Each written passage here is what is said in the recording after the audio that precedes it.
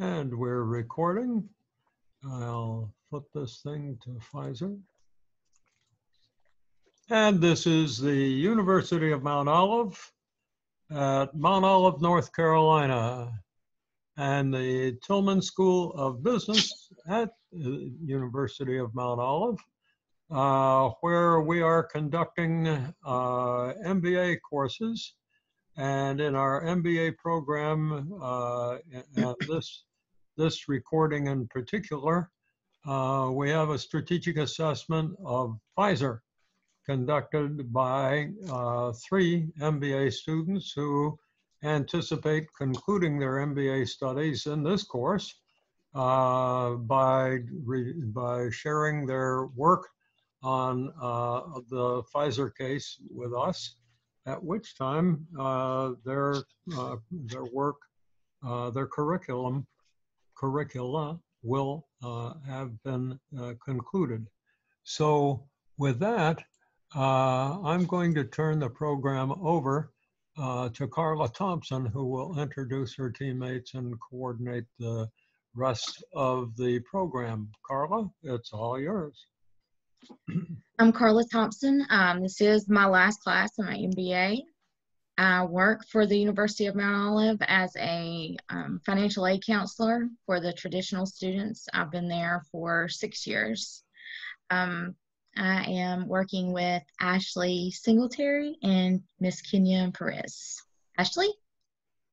My name is Ashley Singletary. I currently work at a nursing facility in Wilmington, North Carolina as a nurse aide. That's about it. I've been working there for about 10 years. And wow. This is my last class also, MBA course. You're a veteran. Kenya? Yeah, I love helping people. My name is Kenya Perez, and this is also my last class in the MBA program. I work at a public accounting firm in Goldsboro, North Carolina, and ultimately, with my MBA, I want to get my CPA license and maybe go for my doctorates later on. Wow, pretty good. Is it a large public accounting firm? No, sir, it's a small firm. It's only about 10 people in all. I see. Well, I still have a warm spot in my heart for where you work. I used to be with Pete Marwick Mitchell, which is currently called KPMG. That was 200 years ago. that was another life for me, a completely different life. And I was in the management consulting division. Even back then, assisted companies with their strategic planning. That's what I've done for my whole life. Kind of boring. I'm a one-trick pony. I do planning. Okay, here we go. All right. Who's going to start this program? I'll start it. My slides start with the history of Pfizer. So it started in 1849 with cousins Charles Pfizer and Charles Earhart. It was founded in Brooklyn, New York. Pfizer was a German chemist and Earhart was a confectioner. They actually started the business from a $2,500 loan that Pfizer borrowed from his father. Their first product was santonin. I hope I'm saying that correctly. It was used to treat intestinal worms. Ugh. That sounds pretty ugly. Yes. During that time, the Civil War had started. So they were actually needing medications for painkillers and disinfectants, which increased their revenue. Okay. Earhart died first in 1891, and then Pfizer filed for a certificate to become an incorporation in 1900. Okay. When we have slides with a lot of print on them, do us a favor, everybody, and don't read the print on the slide.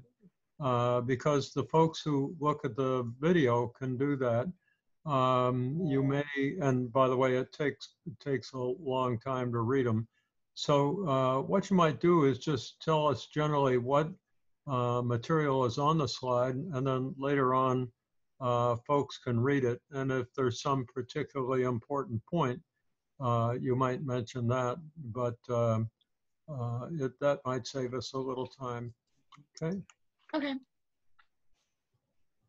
So I also did this slide. This was Pfizer's major acquisitions. It started 2000 when they bought Warner Lambert. They are the Schick Razor company. They bought them, Wyeth, King Pharma, Hospira, and Medivation. Mm-hmm. I remember Warner Lambert. I used to live in Morristown, New Jersey, where they were headquartered. It was a big company. This is also my slide. This is just a general overview of all of their products and services. The main ones that people know, like Chapstick, Advil, Robitussin, Nexium, acid reflux medicine. You can get those over the counter. The popular products that I found really increased Pfizer's revenue was Lipitor, Lyrica, Viagra, Xanax, and Zoloft. They seem to be the real money makers for Pfizer. Mm-hmm. And I really messed you up when I told you don't read the slide, but I think it's also important to recognize that Pfizer has focused in on, and all drug companies do this, or all of the large drug companies tend to focus on some particular types of elements or products rather than everything in the industry, because nobody could produce everything. And so these are the ones that Pfizer focuses on. Yes, I really found that they focus a lot on cancer treatment, They sure the do. oncology section. Yep. So this is just a general overview of what those popular medications are for. A lot of them are for more than one ailment on a patient. Like Zoloft can treat PTSD, depression, panic disorder. Lipitor is for people with type 2 diabetes and coronary heart disease. They don't seem to have one major function. They have various functions that can be used for different things. Mm-hmm. And that's probably why it brought so much revenue to Pfizer. So I can use Zoloft either when I'm upset at work or when I have a fight with my wife. I can use it either way. So I need to keep these, especially for when my wife and I have an argument. Okay. I would use a lot of Zoloft in that case. Well, I needed a Xanax before this presentation, so. Just kidding. Okay, I'm going to turn it over to Ashley Singletary. It's her turn. Okay, and I want to be discussing the mission. Over the years, Pfizer has successfully managed to fulfill its mission. Pfizer's mission can be linked to various components such as simplification of healthcare, exceeding expectations, as well as the improvement of lives and communities. In its mission, the firm emphasizes its commitment to manufacturing pharmaceutical products that effectively address the prevailing health problems. And the company has manifested its sincerity to this through its manufacture of groundbreaking drugs, despite the scientific challenges. Okay, now this mission, is this the mission that has been published by the company? Yes. Okay. And one of the things I think we'll be doing is looking at Abel's model, doggone it. Abel's model is a little more formal in discussing mission. Companies often publish something that they call their mission. And the purpose, of course, is to make you like them. But from an economic perspective, just what is this company set up to do? What are its purposes and what does it have to do technically to accomplish those purposes? And of course, that's what we deal with now. Okay, so for Abel's model for Pfizer, Abel's model is a three-dimensional business definition model used to analyze the scope of business operation. The first dimension being served markets. Pfizer is an international organization and it serves consumers from various parts of the globe. There are numerous agencies that rely on Pfizer for pharmaceutical supplies.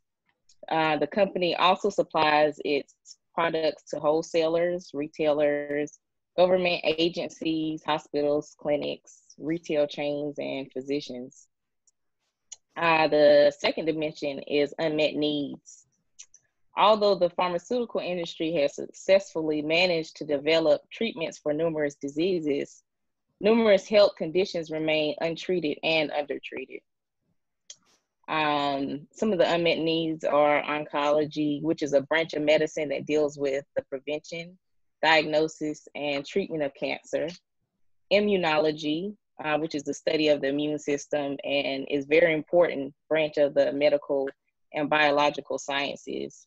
Vaccine, right now Pfizer and BioNTech are co-developing and co-commercializing a vaccine for COVID-19.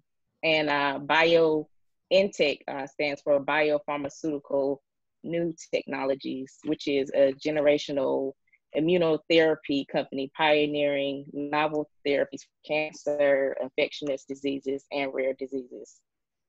Another unmet need is personal medicine, which is a form of medicine that uses information about a person's own genes or proteins to prevent, diagnose, or treat disease. In cancer, personalized medicine uses specific information about a person's tumor to help make a diagnosis, plan treatment, and find out how well treatment is working or make a prognosis. Another unmet need is rare disease.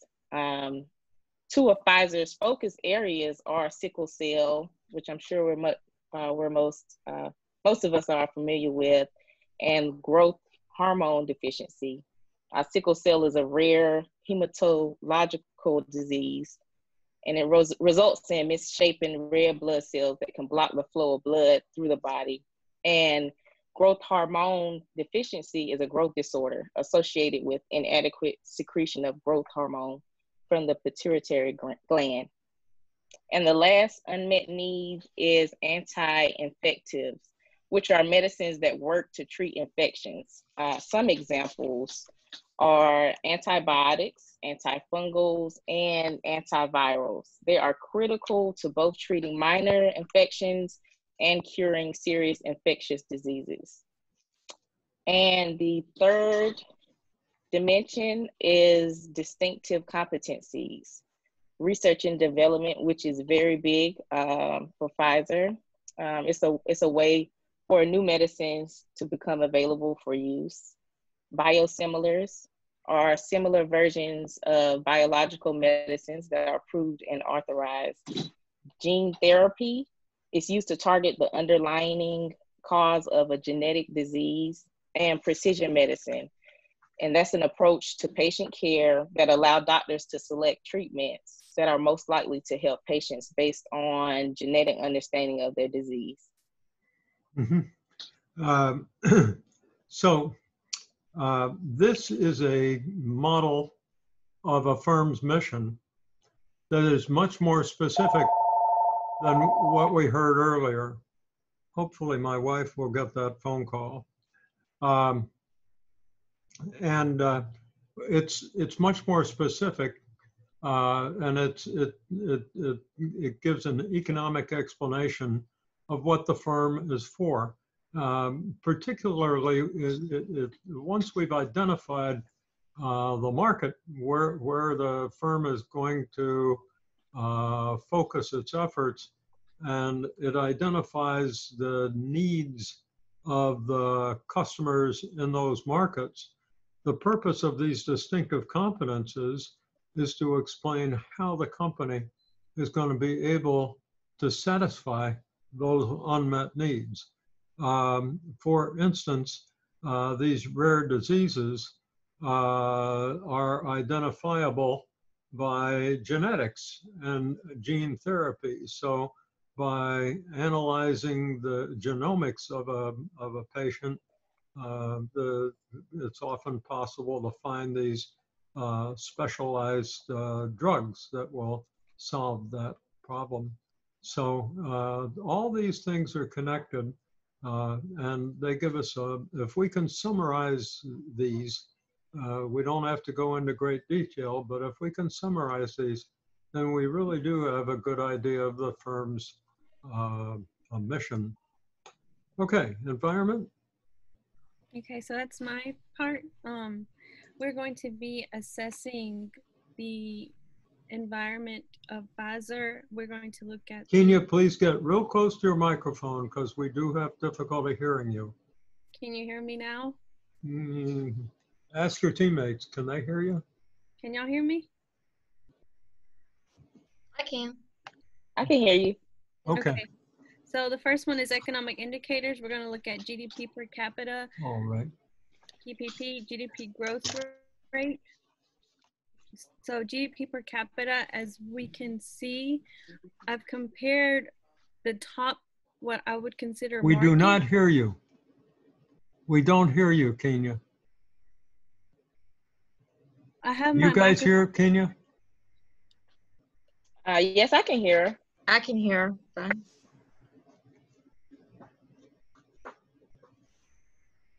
Can y'all hear me now? I'm not getting it. Yeah, I've tested my microphone and it's working.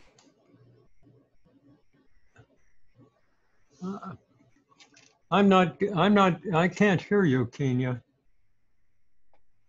Sorry, I don't know what else to do. The microphone says it's working. And I can hear y'all. Just for the heck of it, Carla, would you please say something? It could be my computer. Can you hear me? Yeah, I've got a problem. Okay. Pardon me. I'm going to try to put this thing on. I'm going to pause. And we're recording again. And then I'll just get us back to the slides. Please pardon the interruption. Okay. Okay, so GDP per capita measures the value of everything produced in a country. We have here about, let's see, 20 years. And as you can see, among the countries with the higher GDP per capita in international dollars is the US, Germany, and Italy. In the next slide, you'll see a comparison of just 3, but I want to point out that these are among the top growing markets, but I was a little confused when I saw that China had a lower GDP per capita, but once I investigated, I realized that it's because they have such a big population, so it's a little bit more difficult to measure it as such compared to like the US that has a smaller population. And it's in these countries that Pfizer can really have their products out there, and you know, they're like the ones that they can invest in the most. Okay. There's a slide that should have been here first, which simply compares the size of each economy, GDP per capita. And if we'd have done that, we'd have seen that the two largest in the world are the US and China. And in 2013, China's economy surpassed that of the United States when measured in GDP using purchasing power parity. But as Kenya points out, there are 1.4 billion people in China, and there are only about 330 million people in the United States. And when we divide those economies by the populations, we get much different numbers. And of course, they're very believable. The United States is the wealthiest nation in the world, and its people have the highest consumption potential. That's what GDP per capita sort of tells us. On the other hand, although China has really come a long way, and is growing very rapidly that way, as we can see this orange line breaking through the others, growing fast.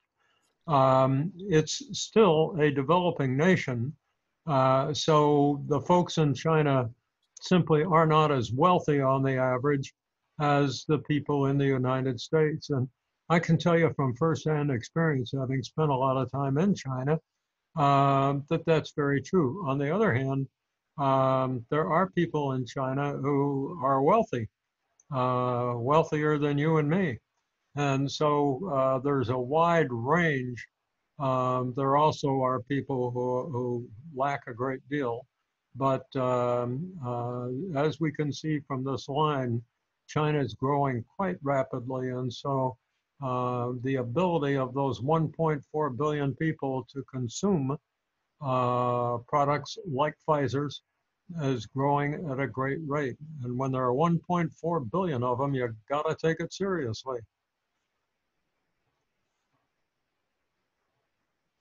So this slide basically compares the same information, but this is the three top growing markets.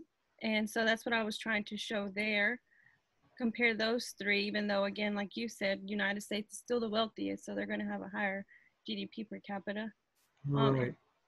If we move on to the next slide, this represents like a world, it represents the world as far as GDP growth. And we can continue to see here that India is among one of the top ones. I can't read China from my computer for some reason, but 5.8%. It's a couple point. It's about 1 point below India.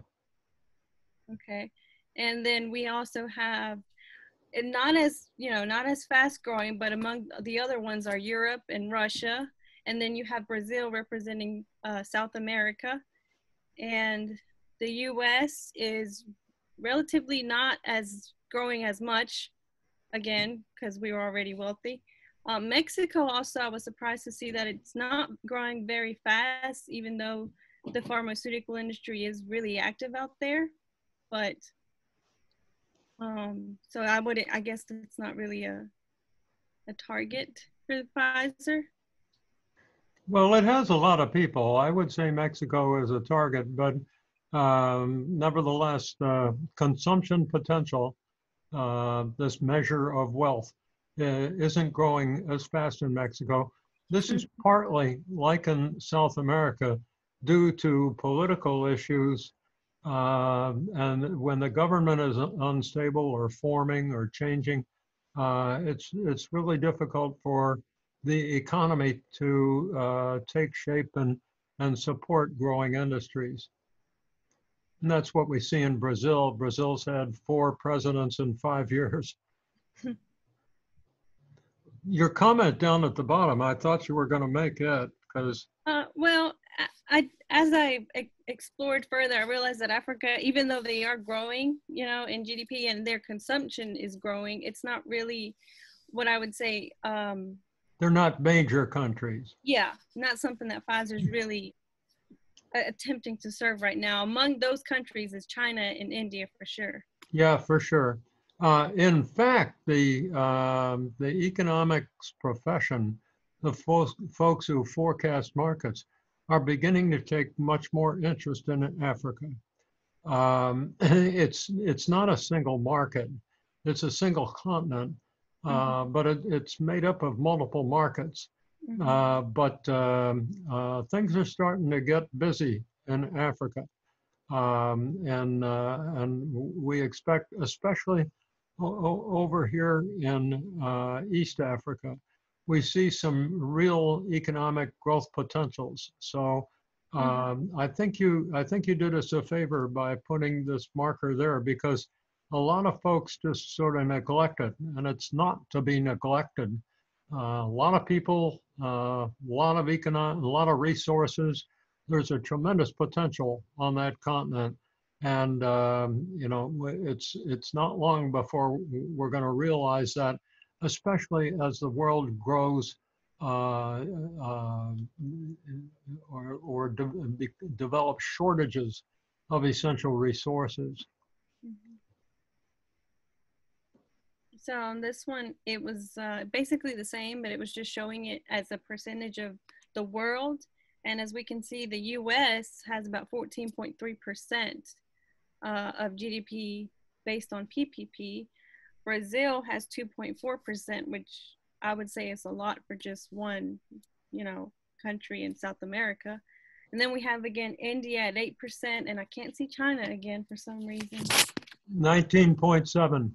There you go. It's really, really high. It's higher than the US. Yeah, bigger than, and the rates of growth are different. China's growing faster than the US. So that difference is going to get larger too. And I actually have up there Germany, because Germany is also one of those that are increasing in consumption. And the Commonwealth Independent States, is that right, CIS? The Commonwealth of Independent States, right? Yes. It's what's left over from the Soviet Union. Right, exactly, yeah. They also have potential at 7.7 to 8%. Right, okay. We have the unemployment rate. The unemployment rate pretty much tells us that whenever families don't have a job, they can't consume as much. Now, as you can see, unemployment rate was relatively decreasing from 2010 up until recently with COVID-19. We know that the unemployment rate has skyrocketed with so many people furloughed or, you know, laid off temporarily or even reduced hours. So unemployment rate right now, I would say, is relevant, because even though Pfizer has seen a stable revenue, we do think that there will be long-term effects on their revenue as people, you know, continue to use their money on other needs like groceries, or even their, you know, other commodities like electricity, gas, other necessities. And so unemployment rate will affect as far as how Pfizer sells it or, you know, distributes its products. Good point.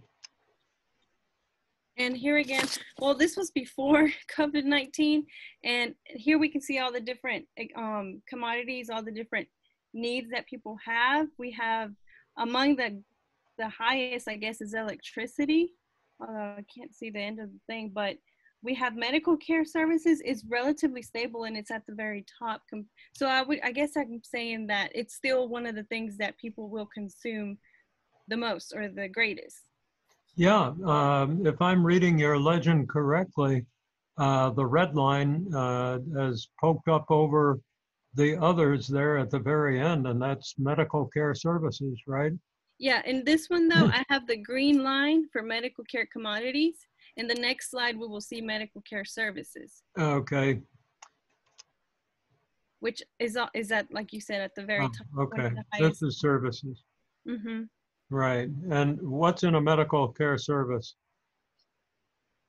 Is that hospitals? Yes. Doctors' offices, physicians, clinics, and so forth, as opposed to pharmaceuticals. Okay, but when they go up, when those services go up, it's funny how the doctors in those clinics tend to write prescriptions. Creates demand for the drugs, right? That's right. Yeah. Okay, so what I wanted to conclude on is that Pfizer has potential in China, India, And among those countries, also Japan and Germany, because they have the highest growth potential right now, and their, you know, consumers are consuming a lot. We did mention Mexico and Brazil, and Mexico, even though they're growing a little bit slower than the other ones, they have an expected growth of, I think that says 22, is that right? 22 billion by Yeah. 2020, and Brazil 30 billion as far as the medical industry. Yeah, and it's not growth of, if Mexico incurred $22 billion of growth and demand for pharmaceuticals, um, that would be the new headquarters for whatever that outfit that peddles drugs down in Mexico is. Anyway, it's two. Growth, Sorry. 22 million. Okay. Yeah, very good. Okay, unemployment. Oh, Oops. sorry, I was just gonna finish. Unemployment Okay. rate had declined, you know, and consumer spending increased because people had more income that they could use. But now with COVID-19, you know, that has affected it. And like I said, it has reduced the consumption of healthcare services globally as a result of the economic shutdown. And many people have taken to not even want to go to the doctor because of their high deductibles, and overall medical out-of-pocket costs has reduced drastically. For served markets, we have, I have it by demographics, age, race, and gender, and also by country and emerging markets. Okay. Well, for this one, I wanted to point out that 41% of pharmaceutical drug spending is in the US alone, which is, you know, very, very high compared to the other ones. But we have China following behind, you know, and as China grows, they'll be consuming more. And actually, they're already growing as far as pharmaceutical consumption. And then the European Union 5, which I believe is composed of France, Germany, Italy, Spain, and the United Kingdom. So among those is Germany. And then we also have Japan, as I mentioned earlier. And that lighter blue shade is Brazil, Russia, and India. Again, these are also going to grow, so they're going to have more, the ability to consume more pharmaceuticals. We have the original brands, which is something that Pfizer does. They do produce original drugs at 52% of world consumption. And among those are oncology, diabetes, cardiovascular, and autoimmune, all target areas that Pfizer produces products in. Right, and the unbranded, those are the generic drugs, right? That's right, yeah. Yeah. They also produce, I think they're going with Mylan, is that right, to create a company called Upjohn? Well, Upjohn's been around for a while. Yeah, they have. And I think that's the one where they were going to divest more of their generic brand drugs. Yeah, and we see something else, and that is the over-the-counter. And of course, you've told us earlier that Pfizer actually produces some over-the-counter product. That is some product that does not require prescriptions. So this isn't a mix of Pfizer's products. This is a mix of the entire industry, right? Mm-hmm. Yeah. That's right. Okay. What's on the right side? That was the diseases where I said that for the, you know, as far as Pfizer, they have oncology, diabetes, cardiovascular, and autoimmune that they produce drugs for, and it composes a major part of the spending. Right. Mm-hmm. Okay. This basically just depicts that the U.S. health spending is going to rise to nearly 1/5 of the economy by 2025. We can see from 1980 up until 2010. And then it's projected, you know, well, I mean, to me, what impacted me the most is that it said it was projected to nearly 1/5 of the economy. And that is a very big item. I mean, that much of an entire economy. Exactly. Yeah. That's, yeah. Huge. Okay. Why do you think that is? Why is that occurring? That Why, has, why is the importance of the healthcare spending industries? It's a collection of industries, right? It's services and products. But why do you think it's growing as a portion of the economy like that? What accounts for it? I would think anybody on the team could give us an answer to that. Why do you ladies think that healthcare is growing as a portion of the economy? Because people are getting sicker. Just like the new disease. I mean, COVID, things just coming about. New things are being learned every day about different diseases, new diseases, new cancers, new And technology. new and technology. Yes. who tends to get sicker? What kind of people get sicker? The elderly. The older generation, yeah. Oh, you mean people like me? Yeah, right. Yeah, and when we look around the world, you may take us through demographics here, but we'll see that the birth rate in China, for instance, due to the one-child policy and culture, the birth rate in China is low, which means that China is going to have a larger portion of elderly people. In India, people don't live, and Mexico, by the way, it's quite remarkable that people just don't live very long. So the life expectancy is less in those countries. And so they don't have an opportunity to consume as many of these drugs as the wealthier nations do. So this is a combination of age and income. As nations get wealthier, they have the ability to make discretionary purchases for pharmaceuticals. And as people get older, they need pharmaceuticals more. And I can assure you from my own personal knowledge that that's true because I'm a walking chemistry set. This again just depicts what countries are the most populous and also have the most healthcare expenditures. And we see the United States again as number 1, followed by Germany. We have Brazil in the picture.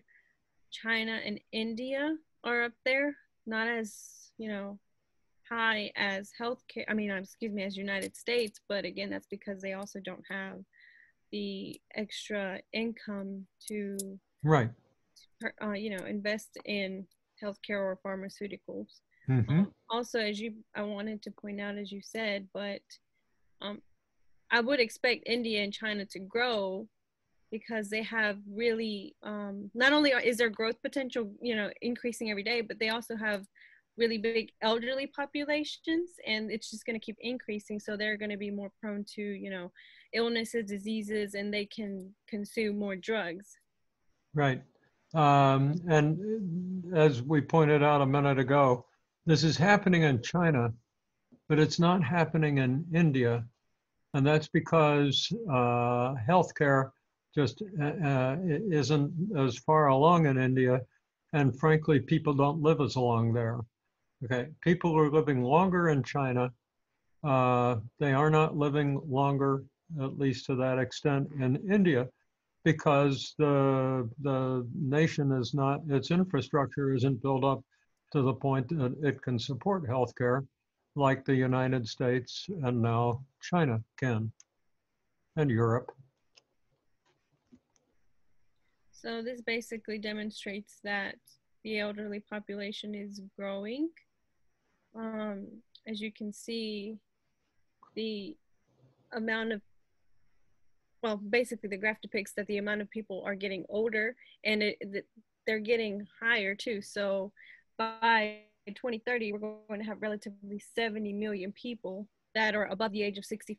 and they are the market that consumes the most in pharmaceutical products. That's good for Pfizer, isn't it? Yes, it is. It's a growing market, Their growing demand. yeah. Yeah, and other drug companies, of course. Right. And this is just, it depicts basically that over, I think, 50%, but more 70% of health spending and pharmaceutical spending is done by people middle-aged and older. As you can see right here, I like this one. I think it's the second one. It demonstrates that between the ages of 45 to 65, over $300,000 is spent on health or pharmaceuticals, as opposed to the younger generation that's not very high. Mm-hmm. Are you unable to see the slides like we can? I found a way how to do it. It takes a while to figure it out, but I think I got it now to where I can see what it says. Okay, well, we have a nice clear image of your slides. I'll try to help you as I can, but I think you've made the point. And these slides simply, or these charts, simply demonstrate that as folks get older, they consume more healthcare services and more pharmaceuticals. And when by the time they reach 65 or get into the 65 age category, they have consumed about $170,000 worth of those products and services. And this shows the accumulation of that value over time. And we see that it really picks up as folks get older. The most dramatic chart here, I think, is probably the per capita chart. We can see that in the 45 to 64 group, we've got about $10,000 per person. When we get to the next group, it's 17. So that's about almost a 70% increase. But wow, when they get into that senior category, it doubles again. So it's what we have is what's called a positive accelerating function. This line doesn't go up, it goes up at an increasing rate. So as people live longer, Pfizer's industry becomes more attractive. Mm-hmm.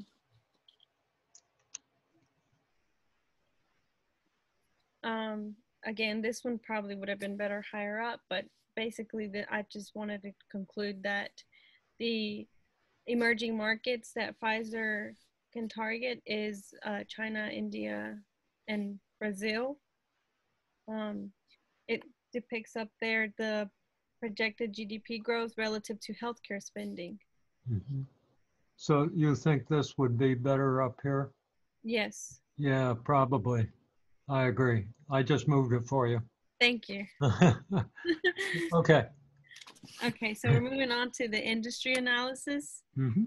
And Pfizer, relative to its competitors, this depicts it as of 2018. However, I think it was in 2015 that Pfizer was the top pharmaceutical drug producer and highest in sales.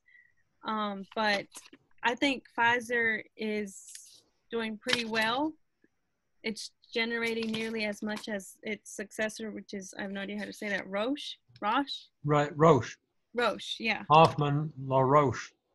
Yeah. Now called Roche. And as we can see, in 2018, they made about $50 billion in revenues. Yeah. Okie dokie. The first chart compares their return on equity to the industry. The blue line is Pfizer. It's really hard to try and compare it to the healthcare industry per se, because there's a lot of other factors that are not included in there. But to me, I think that it is relatively well. Like, I mean, it has, where it reaches up to 30% ROE, but then, things happen and which I didn't even label it up there, but I believe there was an event that happened in 2008 other than the recession, but there was an event in 2008. Yeah, a financial industry meltdown. Yeah. Yeah, Which contributed to that huge drop. it sure And, did. Um, What I don't see here are sales and operating margin. I think when we get to the financial numbers for Pfizer, we will see those, but to compare the industry to company to the industry, you know, sales and profit margin would have been helpful. Here in these slides, we get probably the most revealing number is the rate of return on invested capital, the one in the upper right. And regrettably, Pfizer's not a stellar performer there. On the other hand, GlaxoSmithKline is. It would have been interesting to find out what the difference between Glaxo's products and Pfizer's products are. But in any event, the purple line, if I'm reading your chart right, is Pfizer. And its rate of return is in the, between 10 and 15%, which is okay, but it's not a stellar number. We can see that Johnson & Johnson, we've been hearing about Johnson & Johnson. What's the drug company that you've heard about very recently that has had some tremendous success recently? Gilead, right? What does Gilead make? It makes a new drug for coronavirus to treat coronavirus, Venomir, I think it's called. But it's been through trials that are successful. It hasn't been approved yet, but it looks like it's getting very close to being approved. And if it is, of course, then we'll see them on this chart as well. But the takeaway from this chart is that Pfizer could do better in its rate of return. Okay. So here we have the BCG matrix. This one was a little difficult to determine. The stars, I thought they would be Lyrica, Ibrance, and Eliquis. Yeah. Eliquis, it's not a new drug, but it's relatively new compared to, for example, Viagra and Lipitor. But it's generating a lot of revenue right now. And then for the cash cows, I have a Viagra, Lipitor, and these two are a result of expired patents, which, you know, when that happens, they can produce, other companies can produce generic drugs, and that reduces their sales on it.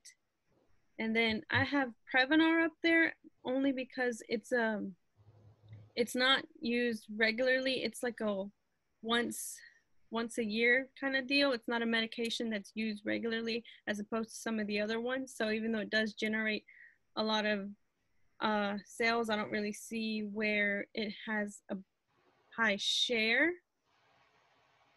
What is Prevnar used for? I looked it up, but what is it? It's used for the new so word I can't pronounce. Pneumonia? No, it's a long word. Pneumococcal vaccine. It's for the disease, for the pneumo. Is it an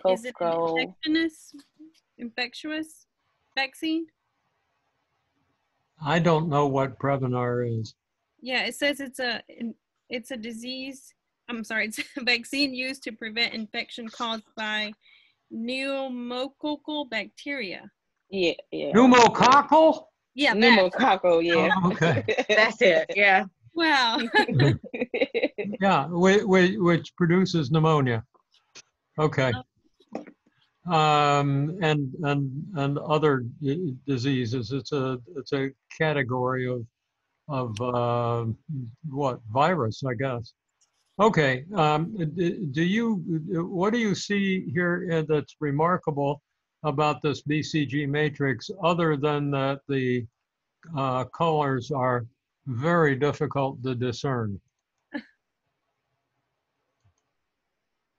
What, is there anything else here that attracts your attention? What do you mean? Well, I sort of drew attention to it here when I changed the circle. And I doubt that this is true. A company needs to have a lot of new drugs under development, because many of them are going to not be successful and deteriorate into dogs. Just a few are going to make it over to the point where they attract large market shares and grow rapidly. And we don't see a lot in this diagram, but I'm pretty sure that if we went to Pfizer's website and looked at a section, or even in their annual report, called the pipeline, we would see a lot of drugs under development. So, Centrum is apparently one of those that's under development, but lots of others, of course, are in development as well. And for a company to be successful, it's got to have what we call a well-balanced portfolio, meaning that we need plenty of companies down here in the cash cow segment to send cash, free cash flow up here so these new products can be developed. A little bit of cash will have to come up to the stars also, because those stars are growing and they're profitable, but they need more working capital, and they may even need more fixed assets to keep growing. So some of the cash comes from the cash cows up to them, and a lot of cash goes to the question marks, or the so-called, as we call them in this course, ventures, right? Because that's what they are. And so, we need that cash going up there. Regrettably, we don't see a lot. What is Centrum? What is Centrum supposed to do? Actually, that Centrum is referring to the vitamin. I found an article. That's what I thought. Yeah. Is that a venture?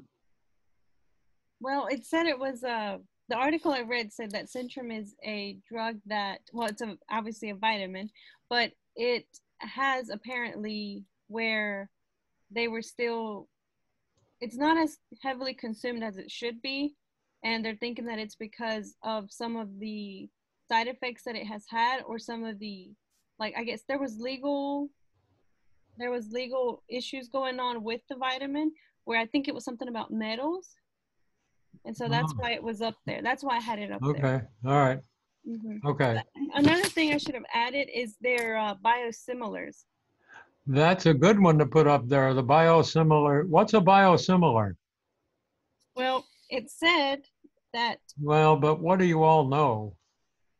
Aside from what it says, what do you guys know about biosimilars?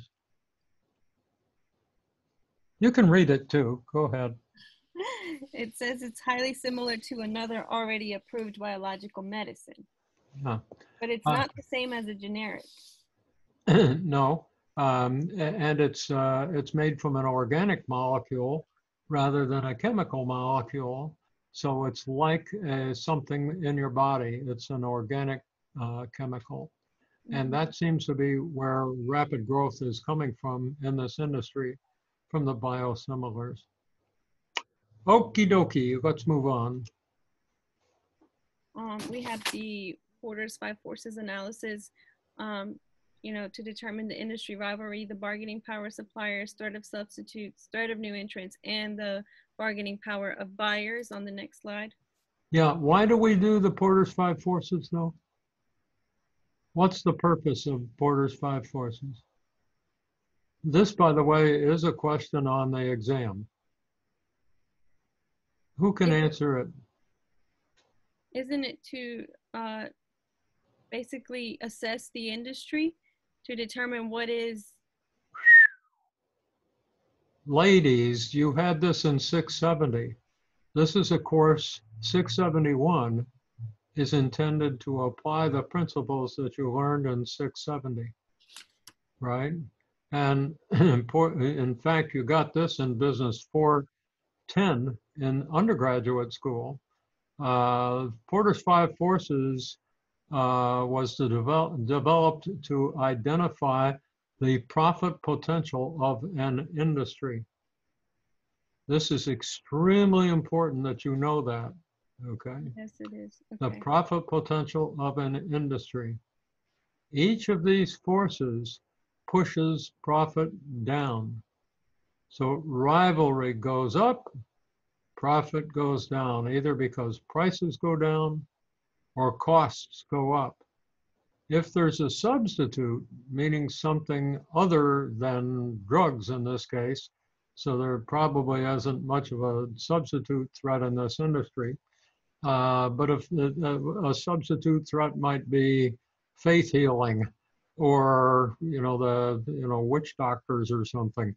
But in some industries, other industries can perform the same service or provide products that have the same benefit. And the result of that is that they put a limit on what your industry can price, because if another industry can provide the same service, you can provide the same service as they too. It's just a question of who charges the highest price and which product or service is the most effective. A buyer power of supplier, of course, is all about the cost. And to the extent that the supplier has power, then you're going to have to pay more for whatever they sell you to make your product with, and your profit's going to go down, isn't it? Threat of new entrants is the same thing. If the threat of new entrants into the industry comes up, that's going to alter the supply-demand balance, right? We're going to have more supply. The demand won't change the day they come in anyway. So there will be pressure on pricing. And the same buying power of suppliers, if the, or buyers rather, if the buyers can get what they want from you or your competitors, then it's going to be difficult for you. You're going to have to either lower your price or increase the cost of packaging or service or advertising. All five of these forces push the profitability of an industry down. Sorry to interrupt you, but that's pretty basic. Okay.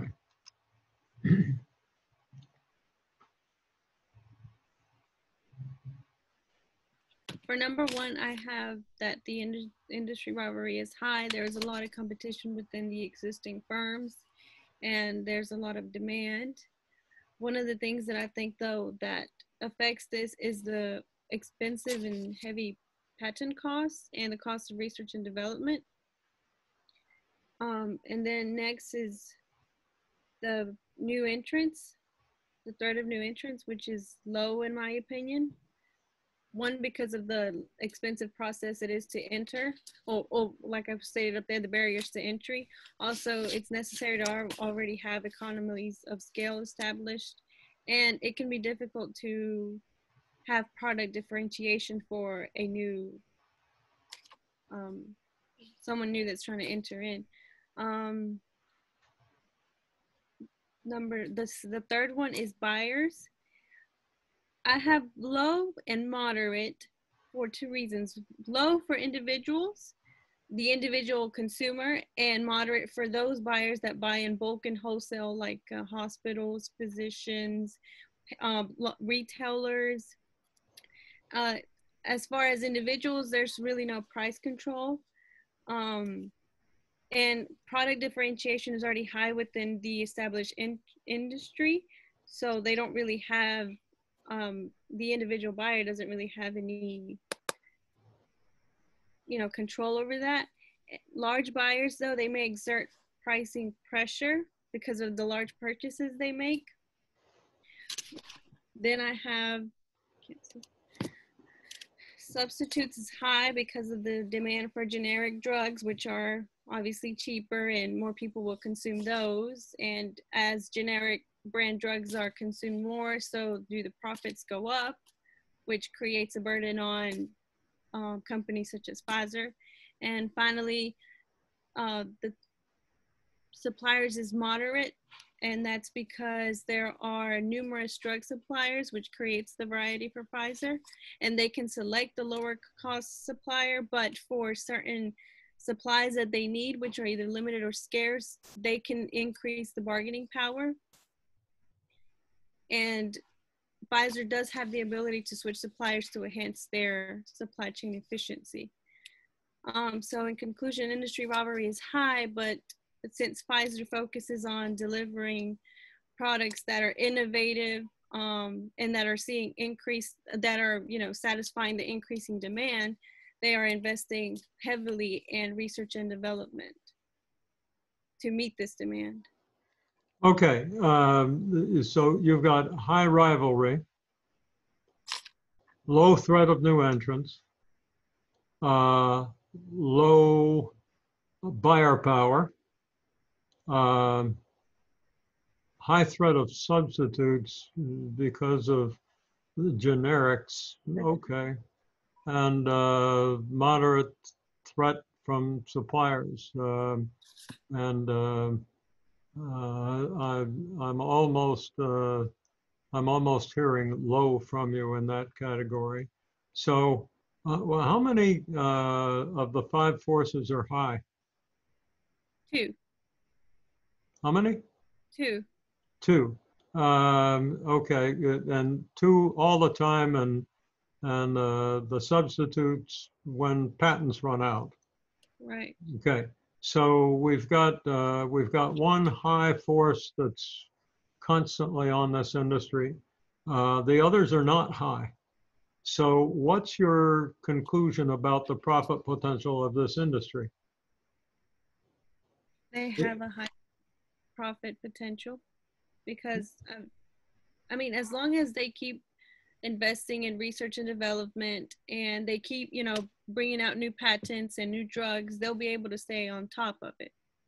So we can say that the response to high rivalry is research and development.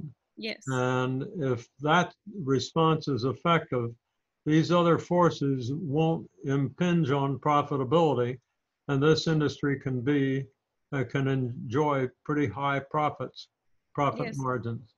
Okay. Right. Well, that's an important conclusion from this analysis. Okay.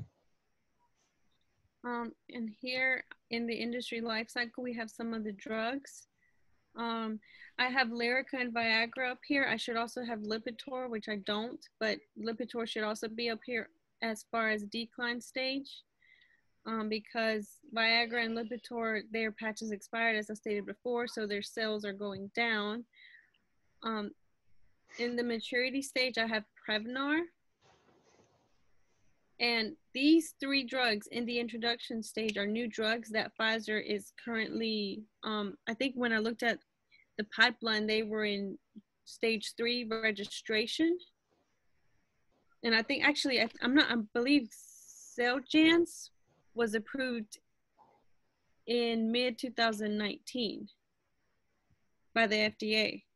So it's therefore in the introduction stage, right? It's Yes. starting to grow. Yes. Okay. But as there's many more drugs, but those that stood out the most were Viagra and Lyrica for this decline stage, and Prevnar in maturity. So you've decided that I don't use Viagra as much as I used to.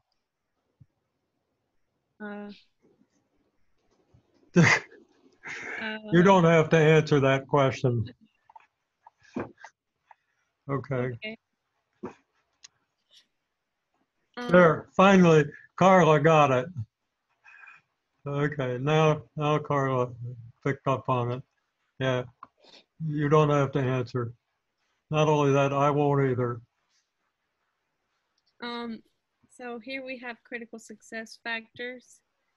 I weighted this based off information I found. We have product quality, innovation, R&D, supply chain management, long-term investments, and leadership. Pfizer scored, in my opinion, relatively well compared to BMS and Merck. I weighted product quality high because it's among one of those more important success factors, and so is innovation and R&D, which I think those combined compose over 50%. Okay. I think you've done a good job. And the rule here is that whether I agree with you or not doesn't matter at all. As long as you've done the exercise and you can explain yourself, that's all that's required. Let's see, the numbers at the bottom. Let's see, we got 16, 12, and 14. But in order to get the weighted scores, is the maximum 5 or 4 here? 3. The maximum score is 3. Yes, Okay. a scale of 1 to 3, which I should have done a legend. Okay. So yeah, most people use 5. That's why I asked. So you've got Pfizer with a 2.5. You've got Bristol Myers Squibb with a 2, and Merck with a 2.4. So right, yeah. Merck and Pfizer are neck and neck, and they're both ahead of Bristol Myers. Yeah? Yes. Okay. But I want to point out that one thing that I know that Pfizer really heavily invests in is their research and development. I think that's the one thing that's going to drive their profitability in the industry, as I stated before, actually. Yeah. Yeah. In this industry, that's what separates winners from losers is Yes. the effectiveness of research and development, not how much they spend, but how much they get out of it. Yes, sir. In conclusion, rivalry is high within the industry with the established companies, but as stated before, if they have effective R&D and increased patents, they can sustain themselves. Generic drugs create the threat of substitutes. And well, basically the slide says everything I've already said. I do want to point out that changing lifestyle, increased income, and rising chronic diseases are growth drivers among the pharmaceutical industry. So that's something that will, Pfizer has to consider as time goes on in the industry as a whole.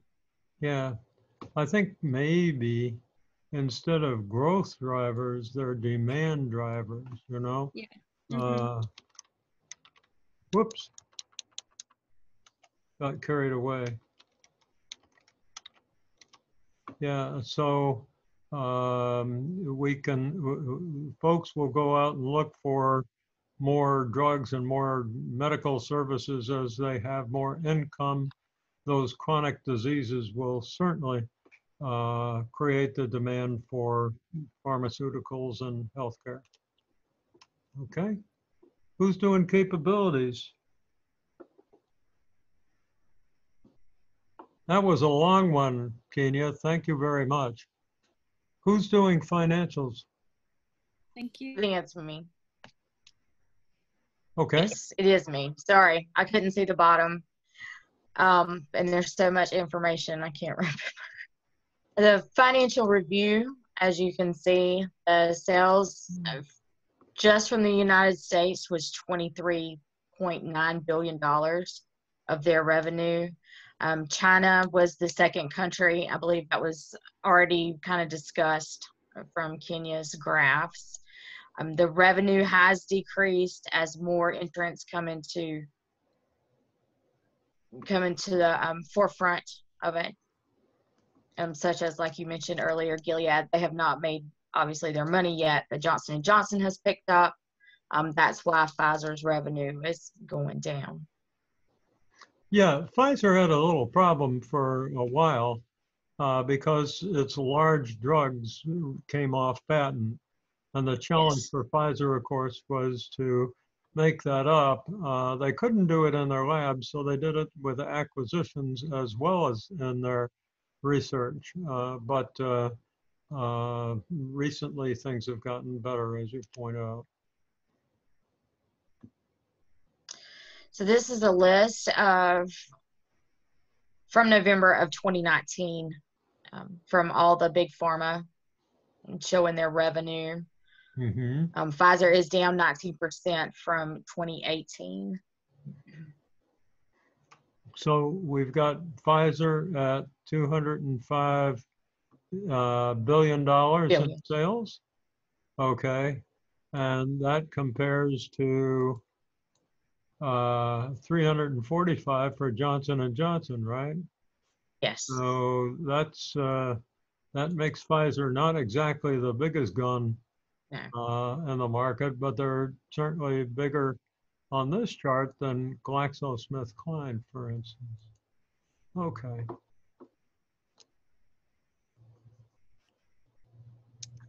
All right, so I'm going to talk about the sales, financial trends. We see a few things, the Wyeth acquisition, the loss of Lipitor patent in 2011, the sale of Zoetis and Prevnar entering the market. After 2012, sales have entered a lower level due to the loss of patents. Could have been on key products such as Lipitor and Viagra. The profit margin, there was a significant increase since 2016.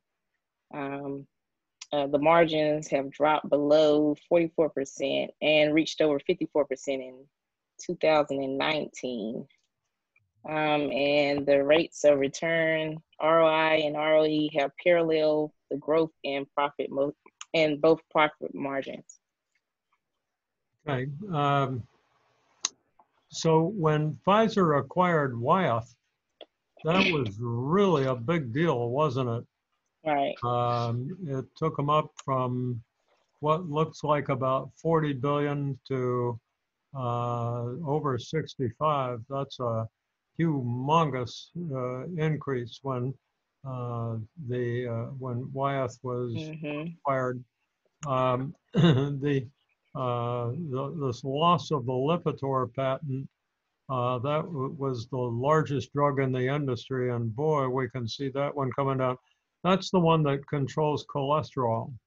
Do you happen to know what Zoetis is? Zoetis is the producer of medicine and vaccinations for pets and animals. For pets, yeah. So that's my favorite one there. I love my dog.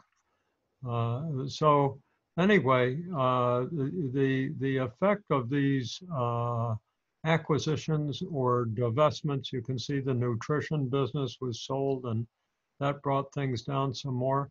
The other thing we can see is that there's a pretty close relationship here in the first few years between sales and the profit margins. But then we get into some new drugs that appear not to have the same amount of sales, but they're much more profitable because we see the profit margins coming up here. And the profit margins clearly drive the rates of return. Right. And if you're profitable, you're probably going to have a good return in this industry. Okay. Okay. The invested capital declined between 2009 and 2016. That was a large drop. As long-term debt was repaid and shareholders' equity declined as well. Although long-term debt has been paid down, the leverage ratio increased due to the reduction in shareholders' equity. Shareholders' equity has declined due to the loss of the Lipitor patent and the shareholders' equity did increase in 2017 because of Pfizer's quarterly profit beat market estimates, partially helped by higher than expected sales of its blockbuster pneumonia vaccine Prevnar. And the company also raised its full year earnings forecast. Okay, so the debt's gone up to support the research and development and the new products and to make acquisitions. Equity came down partly because of the reduction of, let's see if I can get it up here. The sales go down, the profit goes down. I don't think that Pfizer suffered losses. Losses would result in retained earnings going down, but equity really does go down. And let's see, this is because of the sale, partly because of the sales of the nutrition business. I'm assuming that as this was happening, Pfizer was buying back stock, and as it does that, the amount of equity comes down. So it's a complicated picture, but one thing we do see is that leverage comes up. Leverage is important for what reason in this course? In this course, leverage is important for what reason? Anybody? To measure financial risk. Absolutely. Yes, ma'am. So whenever leverage gets up over 35 or 40%, that's about as far as you can go. So I think Pfizer's probably gone just about as far as it can go in this debt. It certainly has had higher debt, but that's when it had other businesses too. I think probably we'll see Pfizer's debt continue to rise for a while to support these new programs, but they better watch out because they're getting right up against the limit where what could happen? Why do we get concerned if Pfizer's leverage got up to 50%? That would not be unsupportable, but what would it tell you? What would be the risk?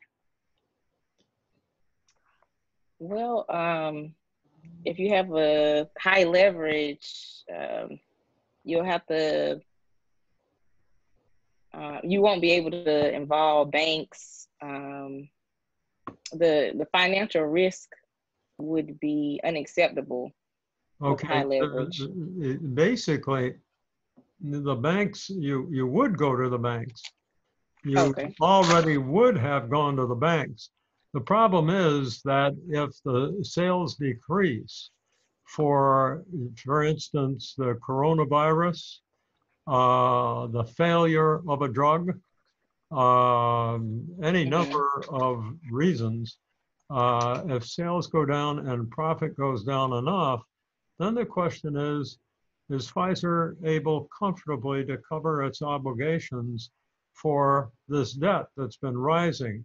Is it going to be able to pay the interest and the principal on time? Or is it going to have to ask for new terms? And if it runs into difficulty with that long-term debt, who's in charge, management or the bank?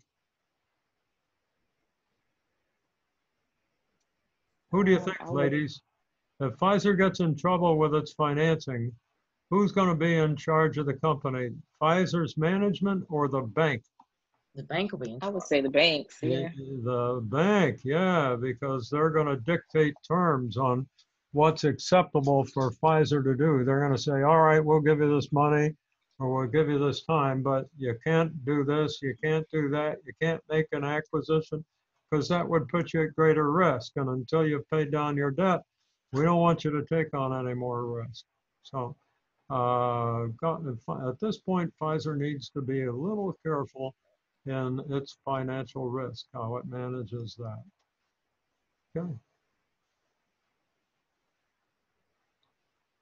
So this is the competitive profile matrix. Kenya went over it earlier. It just shows the difference between the product quality, innovation, R&D, supply chain, long-term investment and leadership between Pfizer, BMS, and Merrick. I'm sorry, is this the second time we've gone over it, or did we just jump? Yes. Okay. So, yes. The critical success factors, and that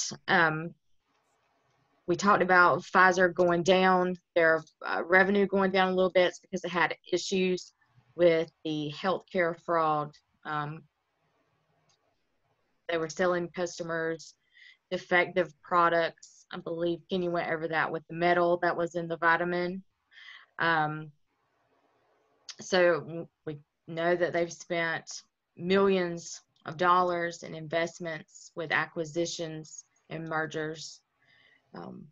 The research and development, their platforms have been the oncology, the gene therapy, the supply chain management. They have 64 internal manufacturing facilities and 200 supply chain partners and logistics centers.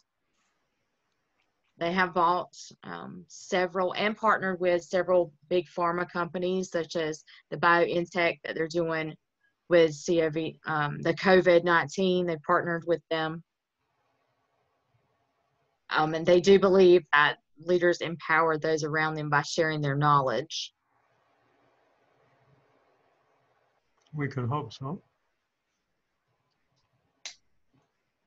Okay, you're not going to speak about leadership. Oh, I thought I did. Sorry. So what are critical success factors, ladies? This is something that you've taken a test on.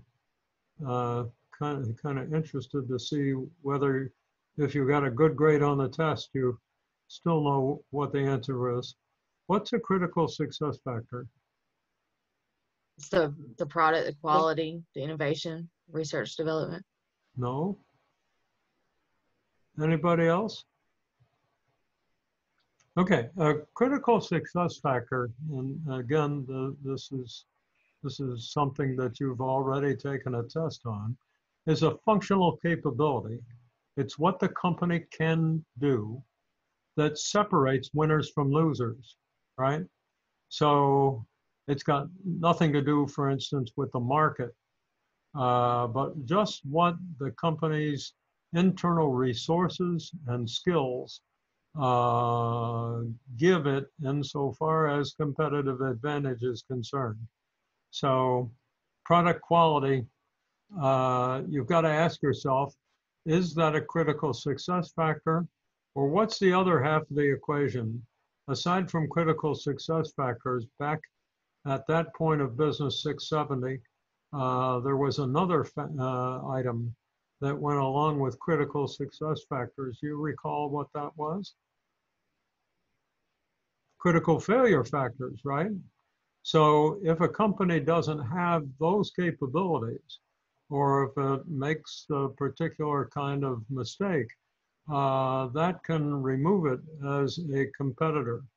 The way you've discussed product quality here, it almost looked like a failure factor. It's a failure factor anyway. If a company like Pfizer can't measure up to some very rigorous regulatory standards, FDA standards and the like, it simply won't be allowed to continue in business. And so every one of the companies in this industry has to demonstrate very high quality. And if they don't, they're sort of eliminated. So this may not be a critical success factor. Innovation and R&D certainly can, and that's especially the case if Pfizer has particular types of research and development. As you pointed out, gene therapy is a good example. Pfizer is just banging away at that, and claims that it's a critical success factor, that they're distinctively competent in it. Well, I won't go over all these others, but critical success factor is a capability, a functional capability, something the company does that enables it to distinguish itself from its rivals. Okay. Okay, this is mine, and here we were studying functions and skills. Pfizer has really good functions. However, I noted in my research that they have a weakness in production.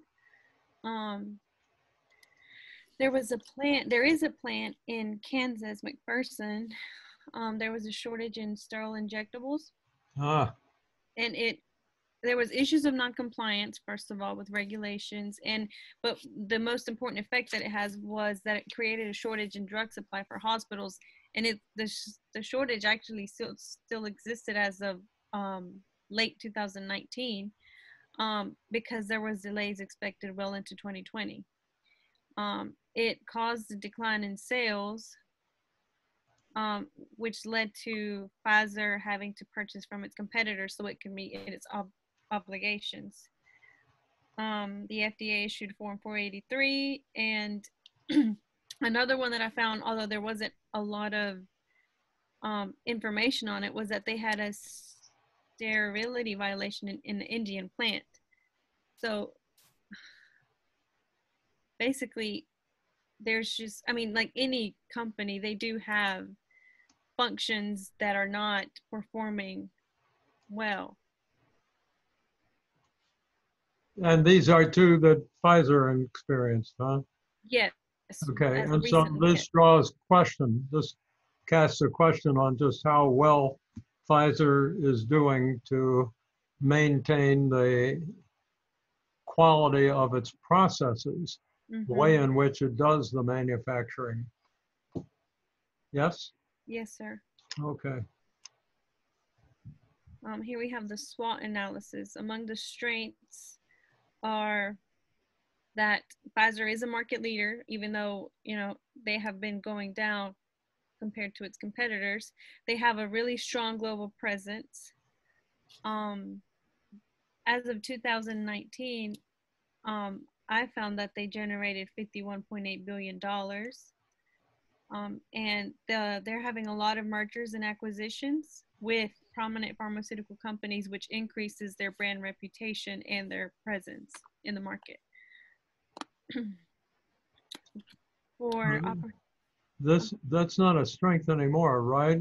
They have the capability to do mergers and acquisitions, but once they did the mergers and acquisitions, that's not a strength anymore.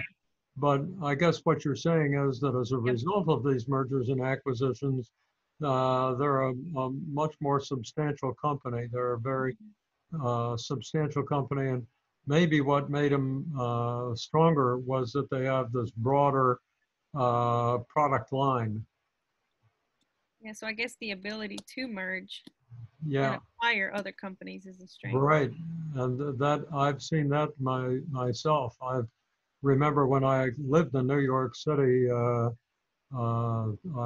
dealt a little bit with Pfizer, and they really were impressive. And they had real sophisticated people in their finance function.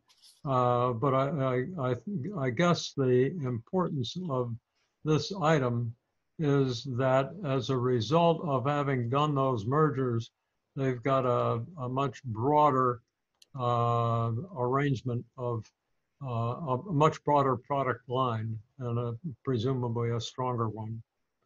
Okay. So for weaknesses, we have a negative brand image as a result of lawsuits and legal issues that have occurred. As stated before with Centrum, they found the metals, and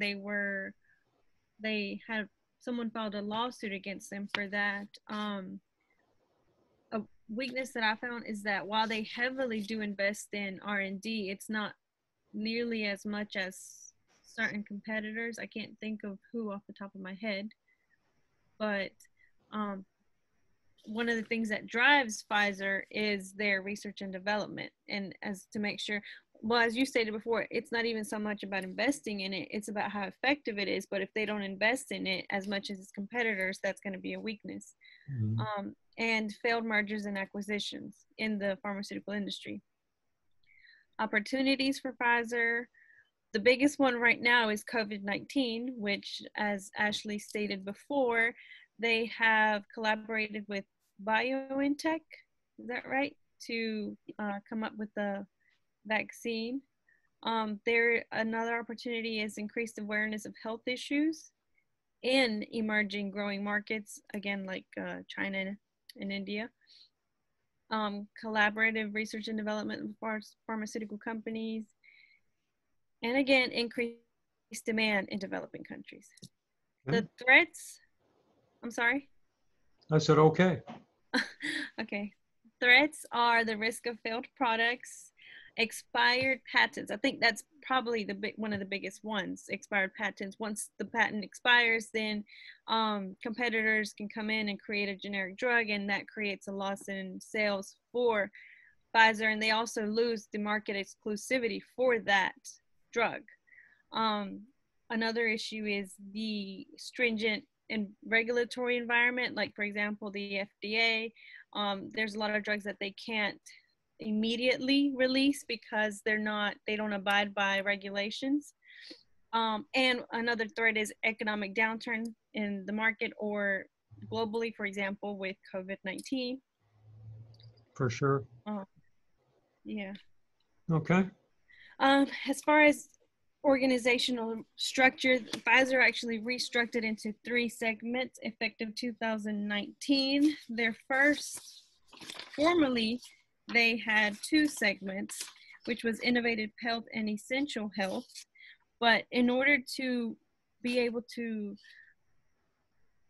basically, they separated into 3 different segments: Innovative Medicines, Established Medicine, for healthcare.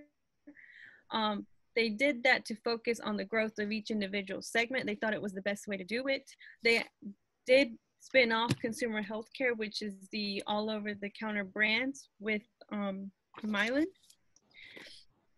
And I want to point out here that their innovative medicine, by dividing into these 3 segments, they were actually able to focus a little bit more on innovative medicines, which is the biosimilars. And that's something that they're exploring heavily right now, as we stated before. Pfizer says that the reason that they actually did this restructuring was to achieve growth potential within each individual segment. They said what? Would you repeat that, please? I didn't quite get that.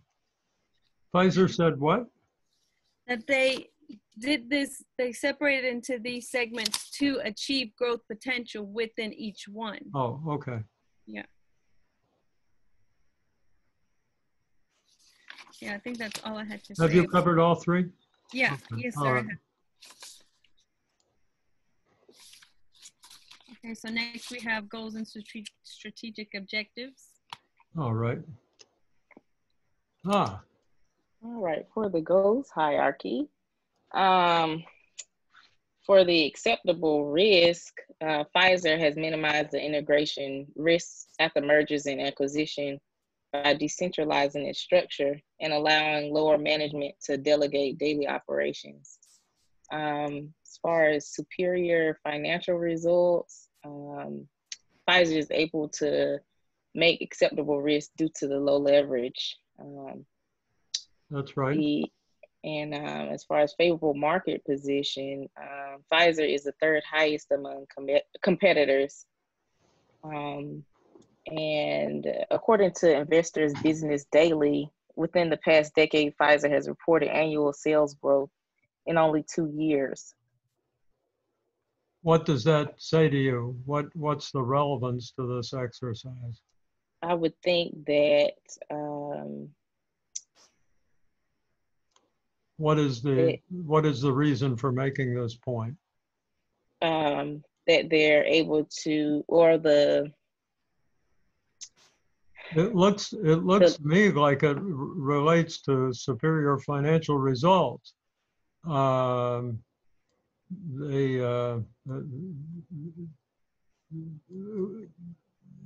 may not be right about that though, but because you're talking about sales rather than superior financial results, which we usually think of as profitability. But within the past decade, Pfizer has reported sales growth in only 2 years. So, presumably, if their sales aren't growing rapidly, it's going to be hard for them to generate a high profitability. But I think you probably have another purpose of putting this here. Why don't you explain yourself rather than me explain yourself? Oh, it was just to state that about long-term growth. They are, how can I put Okay. this? Okay, so the problem is that Pfizer's does not growing adequately. They need to grow faster. They need to grow. Right. And have not been growing. Again, I don't want to put words in your mouth. I'm doing a bad job of it, but I'm trying to ferret out what you have in mind. I think I think they did a good job if they reported annual sales growth in only 2 years from which usually takes which has in the past almost a decade. That's not so good, right? Right. So you're again, I'm trying to understand what you're saying, but I don't want to be in the position of expressing your point of view inaccurately. I think what you're saying is that the company has not grown very fast in the past decade, and that's where it is on the goals hierarchy. It needs to get on the grow. Right. Okay. And that in fact, it's got a pretty good market position. It's Right. it's the third highest. It certainly isn't a small business. It's a great big powerful company. And so it's got a favorable market position. What Pfizer needs to figure out is just, what it's going to do for an encore to get growing again. Mm-hmm. Is that correct? Right. You're right. Okay. I'm very concerned that I'm stating something for you rather than you stating what your point of view is, but I think you can make the point. I think you have made the point. Okay, so Pfizer's looking to get growing again. Pfizer's overarching motivation strategically is to get bigger, to get growing in the market segments that it wants to serve, not just stand pat, but to be more aggressive. Now the problem it's going to have is that leverage. To the extent that it raises its leverage, it's going to take Mm-hmm. greater risk. If it had lower leverage, it could be more aggressive strategically. But its leverage isn't to the point where where Pfizer cannot be aggressive, but has to be very careful. Okay. Okay. For sales, at the beginning of the decade, there was a steep incline in sales right around the same time that they acquired the company Wyeth. The sales were around 68 million. Soon after they acquired that company. Billion. I'm sorry, what did you say? Billion. Yeah, I'm sorry. Billion with a B. Right. Right after they acquired the company. But after they lost the patent to one of their drugs, there was a decline to where they were before they bought Wyeth. From 2020 to 2023, there should be an increase of sales of about 6 million if they follow the trend and have success in sales. That would be pretty good. 6 on 50 is 12%, right? Right. But again, we'd like to see them aggressive. Now, these numbers come from Value Line, right? Right. Okay, so this is Value Line analyst estimate of what Pfizer's going to do. Right. Now, a question that you and I need to have is, would Pfizer's board of directors, would its top management accept this as a goal, which is a standard for success? And it's a good question because historically, in recent history, they certainly haven't gone over 55 billion. So in one respect, this is kind of an aggressive goal. On the other hand, this has been a much bigger company in the past before patents ran out, and they sold a bunch of stuff. Remember Zoetis and the other companies that they sold? Right. So this is a new Pfizer. It's not the Pfizer back here. It's today's Pfizer. And this may be a worthwhile goal, going up from 50 to 57 billion, 56 billion. Okay for now.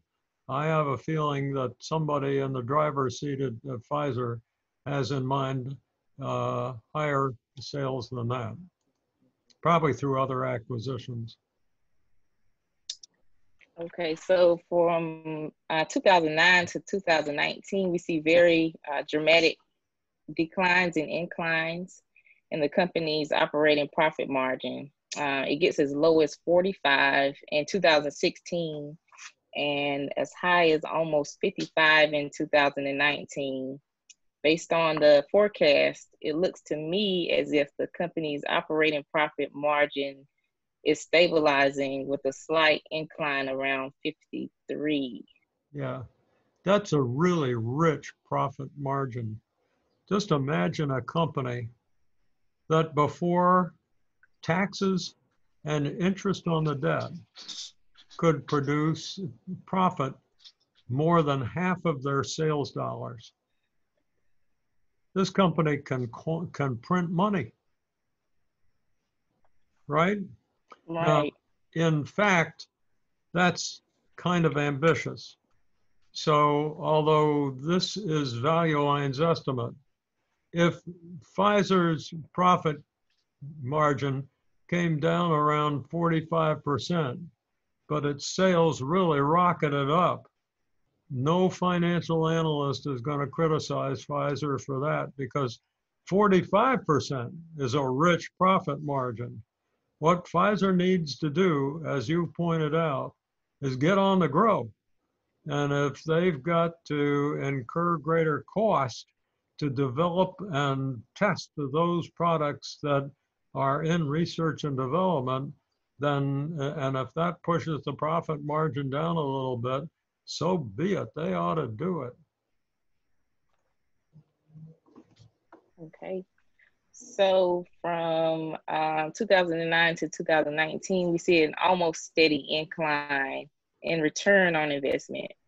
From 2019 to 2020, there was a decline, but based on calculations to forecast the company's performance, we should see a turn for the better and see an increase again. Okay. The decision is a spin-off of its generic drug business known as Upjohn, and merge it with Mylan was not a big hit with Wall Street. Okay. So if we see this chart of operating profit and this one of return on investment, do you see some similarities? Yes. Yeah. So it's the profit that's driving the return on investment, right? Right. And the same for return on equity. So, you know, all we're looking at here are different measures of profitability. This one in particular is the rate of growth in shareholders' equity. That's another one of those terms that you're supposed to know, that the rate of return on invested capital measures the productivity of capital. It's essentially operating profit divided by the average of invested capital during the year, whereas return on equity is net income divided by the beginning equity at the beginning of the year. So it's the growth rate of shareholders' equity. You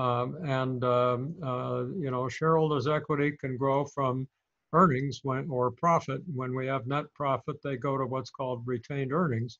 And then it's possible for the company to sell stock to get more equity, or to pay dividends, which come out of equity. But what we see here is a pretty high rate of return on equity. And that's because the amount of equity in those weak years was going down with the profit. We weren't growing, not only was the profit going down, but had to pay dividends and buy back stock and all that stuff. So we had a low denominator, a low beginning point when we calculate return on equity. That's why we see it doing this rapid rise up. But this is a nice place to be up here in the 20+% category, and I'm sure that that's what the directors of Pfizer would expect from here on. Okay, for leverage, the company has been working very hard to try and decrease its leverage over the years. In 2019, its leverage was the highest it has ever been over the past 10 years. Pfizer uses equity and debt for its working capital requirements and business investments. The company's total debt to equity ratio is 51.22%. And the ratio for Bristol Myers Squibb, Eli Lilly and Company, Merck and Company, and Johnson & Johnson is 52.27%, 52.35%, 43.87%, and 26.90%. Those are the same as leverage. Okay, supposing that debt divided by equity is 100%. Mm-hmm. What's the leverage ratio? Answer, 50%. Debt Right. is 100, equity is 100. 100 divided by 200 is 50%, right? That's the leverage. Right. Okay, we use leverage because as a proportion of invested capital, the sum of debt and equity, it gives us more information about financial risk. And gives us some indication about whether the company can be strategically aggressive. If Pfizer accomplishes this objective, do you think it'll be able to be strategically aggressive again? Sure. I think so, yeah. Yeah. Here we're getting a little chancy, but Pfizer's management and the analysts at Value Line think that Pfizer is going to bring that down to a much more comfortable level where Pfizer can do just about whatever it wants strategically. Okay, so for Pfizer's goals, one of Pfizer's goals was to decrease their leverage by the year 2023. They are making good progress by going from 36.8% in 2019 to 35.8% in 2020. From 2019 to 2023, their leverage has decreased 5%. We can see numerous categories in which the company has been trending towards obtaining its goals. We also see long-term debt getting closer to the goal of 30,000. It was 35,000 in 2019 and 34,000 in 2020. So it's not unfathomable that they will obtain their goal of 30 million. I'm sorry, billion. Billion. Yeah. Billion. Yeah. I'm sorry. By 2023. Okay. Rather modest growth in sales from 2019, which was last year. But for that modest increase in sales, we're going to be able to sustain a nice rich rate of return on investment and equity. These look like negative numbers, but this just represents coming down from the stratosphere to a good level. And so if Pfizer were to achieve these goals, this would be good performance, with the exception of sales.